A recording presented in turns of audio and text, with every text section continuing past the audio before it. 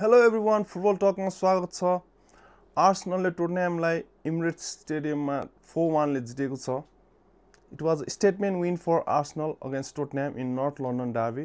It was a comfortable win for Arsenal against Tottenham in North London derby, and it is an answer for all the rival team, and it is a warning for all other Premier League club that Arsenal is very serious and they comfortably win the game against Tottenham. Game ko starting देखि end सम्म there was no chance for Tottenham to come back. The only goal scored by Tottenham was by Richarlison from the mid.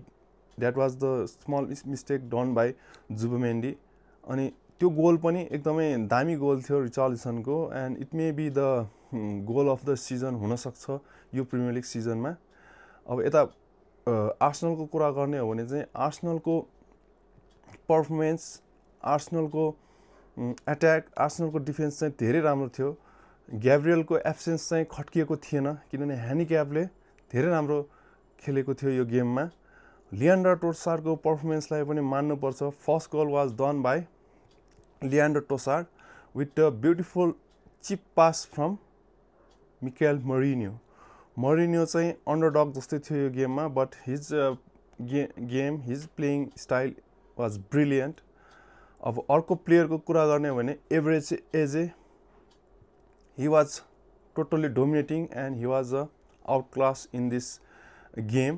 अब average एजे को सानो background को कुरा गर्नु पर्दाखेरि चाहिँ जब एभरेज एजे 13 इयर्स को थियो, he was playing alongside Saka, but Arsene वेंगरले त्यो टाइममा चाहिँ रिलिज गरिदिएको थियो एजेलाई एट द एज अफ 13-14 को तिर आर्सन वेंगरले चाहिँ रिलिज गरेको थियो किनभने आर्सन वेंगरको एउटा फिलोसफी थियो किनभने if the player at the age of 13-14 if he is not good, he has no any creativity, any quality in football, then he will not be good in future भन्ने जस्तो उसको prediction थियो Arsene वेंगरको। त्यसैले Eberechi Eze was released, he was totally broke after Arsenal released him because Arsenal was his dream club, and after that Eberechi Eze tried different club to play football.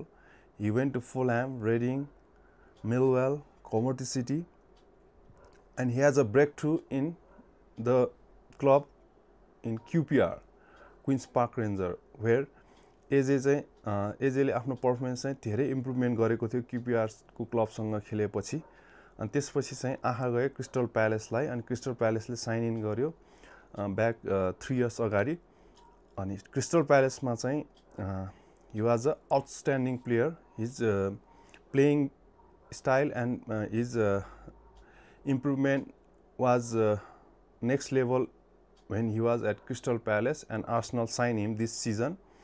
अनि जब आर्सेनलले उसलाई sign in गर्नलाई request गर्यो, then he was very happy and he was thankful to God that his dream गर्न come true. अनि उसले उसको इच्छा थियो आर्सेनलको क्लबसँग खेल्ने र बिग गेमहरूमा चाहिँ एउटा राम्रो पर्फर्मेन्स दिने उसको ड्रिम थियो। अनि त्यो ड्रिम चाहिँ आजको यो टोटनह्यामसँगको गेममा चाहिँ फुलफिल भएको छ with by scoring a hat-trick. भनिन्छ कि जब हामीले मनदेखि नै आफ्नो ड्रिम फुलफिल गर्नलाई चाहिँ हामी लागि पर्छौँ भने भगवानले पनि त्यो बाटो देखाइदिन्छ। भगवानले पनि कोसिस गर्छ कि हाम्रो ड्रिम फुलफिल होस् भनेर। त्यो चिज चाहिँ प्रुभ भएको छ एजेको केसमा र आर्सन वेंगरको फिलोसफीलाई चाहिँ रङ प्रुभ गरिदिएको छ। And it was a day for average Eze in this match and he has score 3 goal. It's a hattrick. Every first हाफमा पनि एजेको गोल थियो, सेकेन्ड हाफमा पनि 2 गोल गरिदियो एजेले। सेकेन्ड हाफको स्टार्टिङमा नै एजेले गोल गरेर चाहिँ गेम कम्प्लिटली आर्सेनलको साइडमा गरिसकेको थियो। कतिपय अडियन्सहरू त सिटमा आएको पनि थिएन र गोल गरिहालेको थियो एजेले।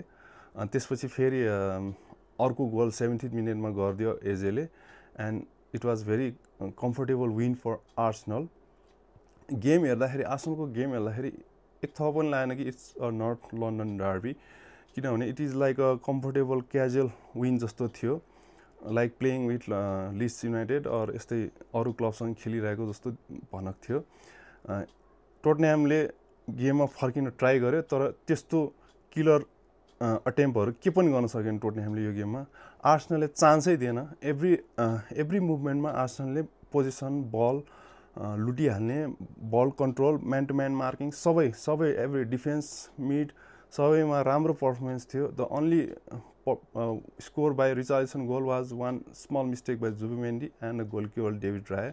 Other than that the performance was fully Arsenal control the game, and it was a very good win. Arsenal proved that Arsenal are serious and they're going to win the Premier League. Come on Gunners, you can do it. We are very desperate seeing you lifting the Premier League title. Thank you.